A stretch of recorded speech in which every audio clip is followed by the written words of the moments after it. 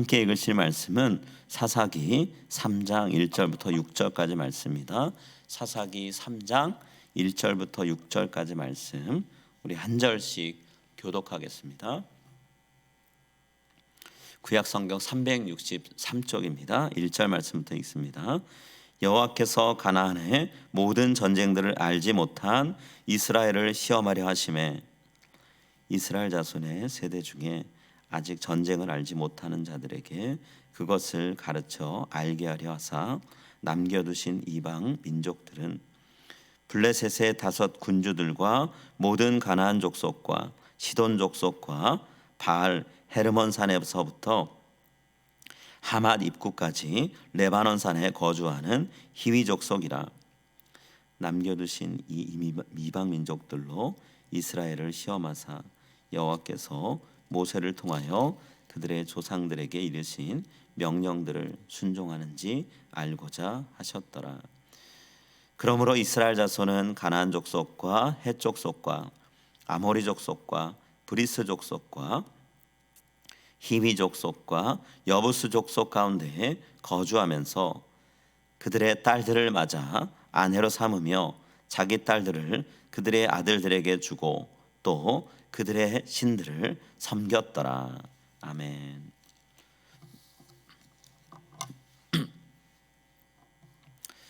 단재 신채호 선생을 아실 텐데요. 고결한 독립운동가였고 또 꿋꿋하게 민족주의 사학자로서 여러 가지 글들을 쓰셨습니다. 특히나 황성신문 또 대한매일신보 같은 신문에 우리 민족 가운데 영웅으로 여겨질 만한 그런 분들의 이야기들 또 우리나라 역사와 관련된 논문들을 많이 발표하셨는데요. 그런 글들을 통해서 대한민국에 살고 있는 그런 한 민족의 의식에 대해서 민족 정체성에 대해서 가르쳐주는 일들을 많이 하셨는데요. 글만 쓰지 않으셨죠. 도산 안창호 선생과 함께 독립운동도 하셨고요. 임시정부 수립하는데 참 많은 애를 쓰셨습니다. 그러다가 일본 경찰에 체포가 됐고 10년 동안 감옥살이를 하게 되는데요. 리순 감옥에서 여순 감옥에서 옥고를 치르게 되셨죠. 감옥에서 생활한 지 한 8년째쯤 됐을 때 워낙에 감옥 환경이 열악하다 보니까 모진 고문을 버티다가 결국엔 신채호 선생이 뇌출혈로 쓰러지게 됩니다. 일본 측에서는 만약에 이 신채호 선생이 감옥에서 돌아가시게 되면 반일 감정이 더 거세질 수 있다라는 정치적인 계산을 하고 내보내려고 했어요. 근데 그냥 내보낼 수는 없잖아요. 그래서 친척을 보증인으로 내세워서 병보석으로 출감시키려고 했던 거죠. 가족들의 요청에 의해서 건강 상태 생각하고 내보낸 거다 이렇게 말하려고 했던 거예요. 그런데 신채호 선생이 본인의 보증인이 된다고 찾아온 친척을 보니까 이미 일본에 동조하기로 마음을 바꾼 반민족 친일파였던 거죠. 그래서 단호하게 그 제안을 거절했어요. 그리고 감옥에서 죽겠다라고 결심한 거죠. 건강 상태가 너무 안 좋으니까 가족들은 찾아와서 그대로 계시면 돌아가실지 모르니까 이제 좀 나와서 몸을 추스립시다 얘기하는데 내가 여기서 죽을지언정 나갈 수는 없다. 일본에 동조하는 일 할 수 없다 이렇게 얘기하셨어요.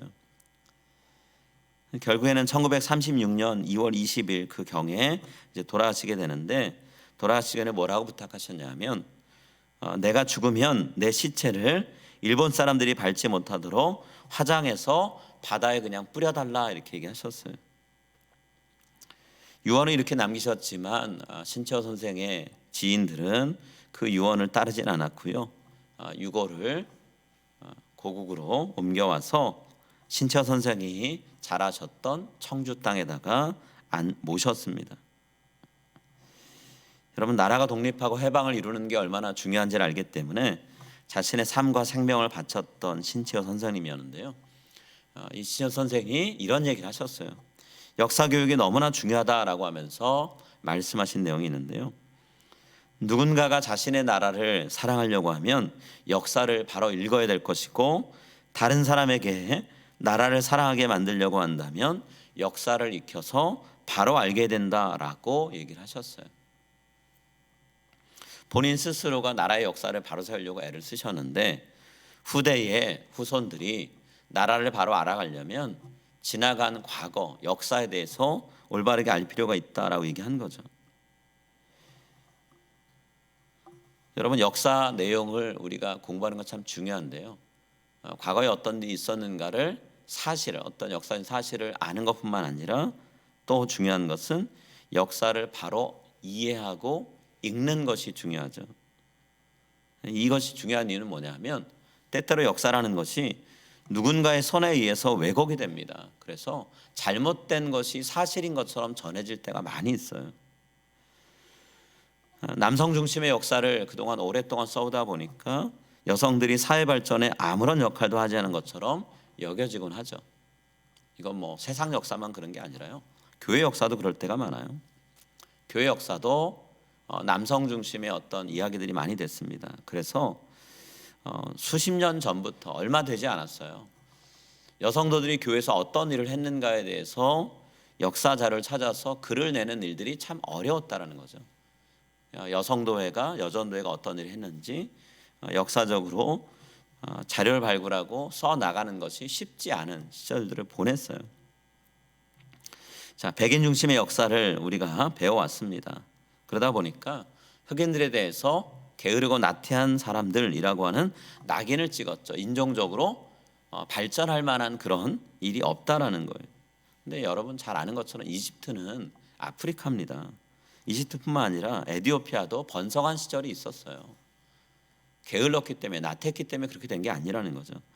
식민 지배를 받게 되면서 본인들이 발전할 수 있는 기회를 박탈당한 것들이 많이 있는데 그런 것들은 생각하지 않고 지금 오늘 우리의 모습, 발전된 모습만 보면서 서양은 늘 발전하고 그 이외에 나머지 남미, 흑인 혹은 뭐 아프리카, 아시아 다 게으르고 지혜가 부족해서 이렇게 살 수밖에 없다라고 그렇게 배워왔다는 거예요.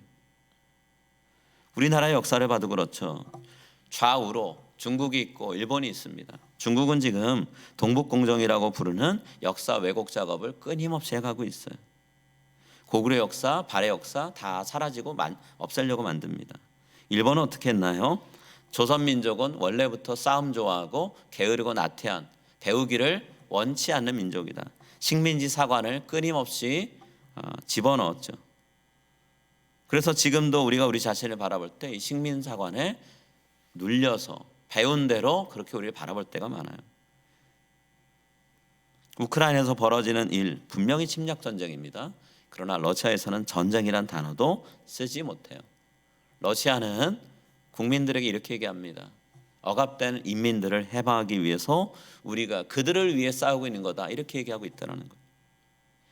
이런 부분 잘못됐다고 바로잡으려는 사람들 러시아 안에서 있을 수가 없어서 폴란드로 혹은 주변의 루마니아나 다른 나라로 피신해서 그 나라에서 방송을 하고 글을 쓰고 러시아 국민들에게 바른 것을 알아준다라고 가르치고 있다는 거예요. 오늘 본문에 하나님께서 이스라엘 백성이 스스로 역사 교육을 못하니까 직접 나서서 이스라엘 백성들을 역사적으로 교육하는 일을 시작을 하셨어요. 하나님께서 이렇게 하시는 이유를 밝히고 있는데요.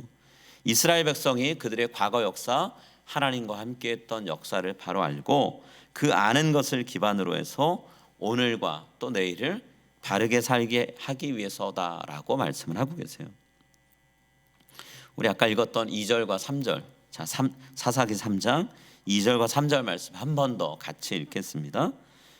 이스라엘 자손의 세대 중에 아직 전쟁을 알지 못하는 자들에게 그것을 가르쳐 알게 하려 하사 남겨두신 이방 민족들은 블레셋의 5 군주들과 모든 가나안 족속과 시돈 족속과 바알 헤르몬 산에서부터 하말 입구까지 레바논 산에 거주하는 히위 족속이라. 여호수아도 죽고 그와 같은 시대를 살았던 세대도 다 이 세상을 떠나고 나니 하나님이 이스라엘 백성을 가나안 땅에 들여보내기 위해서 애굽부터 이 가나안 땅까지 인도하는 동안 하셨던 일들을 눈으로 보고 귀로 들었던 세대는 사라지고 경험이 없는 그런 사실을 전혀 몸속 체험해보지 못한 또 다른 세대가 일어났습니다. 이런 세대를 성경은 부를 때 전쟁을 알지 못하는 세대, 이렇게 사사기에서는 묘사하죠. 자, 이들은 역사적인 사실이 어떻게 전개되었는지 잘 알지 못해요. 특히나 여호수아가 주도했던 가나안 정복 전쟁이 어떻게 이루어졌는지를 그들은 모릅니다. 왜 시작됐고 무엇을 위해 시작됐고 어떻게 진행되는지 알지 못한다는 거예요. 단순히 가나안 족속과 싸워서 이겼구나, 그래서 땅을 차지했구나, 이것이 이스라엘 백성이 지금 알아야 되는 역사적인 내용이 아니라는 거예요. 결과를 아는 게 중요한 게 아니라는 거죠. 왜 하나님이 가나안에 들어가게 하셨는가, 그 목적을 알아야죠. 하나님이 이스라엘 백성을 그분과 언약을 맺은 하나님의 선택된 백성으로 만드셨다는 거예요. 그리고 저들을 위해서 가나안 정복 전쟁을 직접 싸워주셨어요. 군사적인 부분이나 정적인 부분이나 외적인 부분을 생각한다면 이스라엘 백성이 가나안 땅에 들어가서 싸웠을 때 이길 만한 싸움이 아니었죠. 하나님께서 그들을 위해 싸우셨기 때문에 이 전쟁의 승리로 계속해서 이어질 수 있었다는 거예요. 그럼 하나님이 이 전쟁을 왜 직접 선봉에 나서서 싸우셨을까요? 왜 이 전쟁의 결과를 승리로 거두게 하셨을까요? 이스라엘 백성이 가나안 땅에 정착해 살면서 하나님의 말씀에 순종하는, 하나님 뜻대로 살아가는 아름다운 나라를 이루길 원하셨기 때문이라는 거예요. 언약을 맺은 대로 살아가는 백성 만드시려고 했다는 거죠. 그런데 이스라엘 백성들의 모습을 보면 그렇게 살지 않았죠. 땅은 얻었지만 그러나 땅을 주신 목적대로 살진 않았다는 거예요. 그래서 하나님이 이스라엘 백성들이 하나님의 도움 없이는 전쟁을 이기거나 자유롭게 살 수 없다는 이 사실을 가르치려고 한 가지 장치를 두셨죠. 주변 이방 민족을 다 몰아내지 않으셨다는 거예요. 남겨두셨다는 거죠. 이스라엘 백성들이 동서남북 사방 모든 것을 돌아보면 그들을 위협하는 민족들이 곳곳에 있었어요. 오늘 하나님이 남겨주신 민족을 네 그룹으로 나눠서 이야기를 하고 있죠. 블레셋 5군주가 제일 먼저 나오고, 그 다음에 모든 가나안 족속, 그리고 시돈 족속, 히위 족속을 얘기합니다. 자, 이들 각각은요 이스라엘의 남서쪽, 그리고 남동쪽, 북서쪽, 북동쪽을 차지하고 있었어요. 결국엔 동서남북 사방을 보면 이방 민족이 다 둘러싸고 있는 형세예요. 자, 이들과 어떤 관계를 맺을 것인가, 이것을 통해서 하나님이 왜 그들을 주변에 같이 살도록 남겨두셨는지 깨달아야 되고요. 그러면 앞으로 그들과 어떻게 살아갈 것인가를 생각해야 된다는 거죠. 이게 하나님의 교육의 내용이에요. 그들과 함께 더불어 살아갈 수 없다는 걸 깨닫게 하기 위해서 하나님은 가나안 족속, 시돈 족속, 히위 족속, 블레셋 족속들을 주변에 두셨다는 거예요.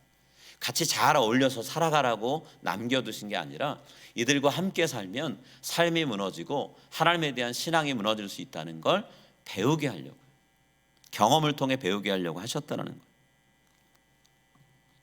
자, 우리가 어떤 교육을 하게 되면 그 다음에는 반드시 테스트를 하죠. 시험을 보죠. 하나님도 지금 역사 교육을 하고 계시는데요, 그 다음에 시험을 치르게 하십니다. 시험의 내용이 뭔가요? 모세를 통해 하나님이 주신 하나님의 말씀에 대해서 순종하는지 아닌지 여부를 가려보는 거예요. 4절에 테스트의 목적 얘기하십니다. 남겨두신 이 이방 민족들로 이스라엘을 시험하사 여호와께서 모세를 통하여 그들의 조상들에게 이르신 명령을 순종하는지 알고자 하셨더라. 땅을 주시고 살게 하신 목적은 하나님 말씀대로 사는 백성을 만들려고 하신 거예요. 하나님 율법을 통해서 이스라엘 백성들이 하나님의 선택된 백성으로서 철저하게 구별된 삶을 살기를 바라셨죠. 주변 사람들의 문화와 똑같이 동화되어 살기를 원치 않으셨다는 거예요. 그런 삶을 살려면 가나안 사람들의 종교, 문화 따라가면 안 된다는 거예요. 아무리 좋아 보여도, 아무리 번성해 보여도, 아무리 좋은 유익을 줄 것 같아도 거기에 마음을 빼앗기면 안 된다는 거죠. 자, 그렇게 하기 위해서 하나님이 내리신 명령, 조치가 뭔가요? 가나안 족속과 교류를 전면적으로 금지하라는 거예요. 자, 그러기 위해서는 그들이 함께 어울릴 수 없는 위치에 있어야 되죠. 그래서 가나안 족속을 그 땅에서 완전히 쫓아내라 말씀하셨어요. 나가지 않는다면 그들과 싸울 수밖에 없고 싸워서 그들을 이기라, 그들을 진멸하라 말씀하셨죠. 하나님이 이스라엘 백성들을 가나안 땅에 들여보내기 전에 모세를 통해 주신 말씀이 이거잖아요. 가나안 족속과는 절대로 어울리지 마라. 그들을 쫓아내고 진멸하고 그들의 문화와 종교를 단호하게 끊어내라 라는 말씀이었잖아요. 자, 신명기 7장 1절부터 4절에서 하나님 이렇게 말씀하세요. 신명기 7장 1절부터 4절입니다. 내 하나님 여호와께서 너를 인도하사 내가 가서 차지할 땅으로 들이시고 내 앞에서 여러 민족 헷 족속과 기르가스 족속과 아모리 족속과 가나안 족속과 브리스 족속과 히위 족속과 여부스 족속 곧 너보다 많고 힘이 센 7 족속을 쫓아내실 때에 내 하나님 여호와께서 그들을 내게 넘겨 내게 치게 하시리니 그때 너는 그들을 진멸할 것이라.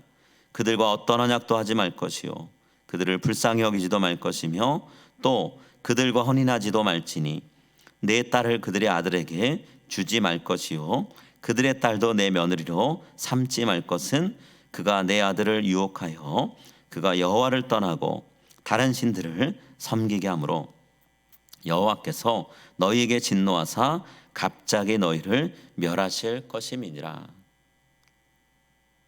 우리가 읽은 말씀에 하나님 분명히 말씀하시죠. 가나안 족속과 어떤 문화적인 종교적인 교류도 하지 말아라. 그들과 접촉하지 말아라 얘기하셨어요. 만약에 그렇게 되면 이스라엘 민족은 가나안 족속의 문화, 종교에 완전히 지배를 당할 거라는 거예요.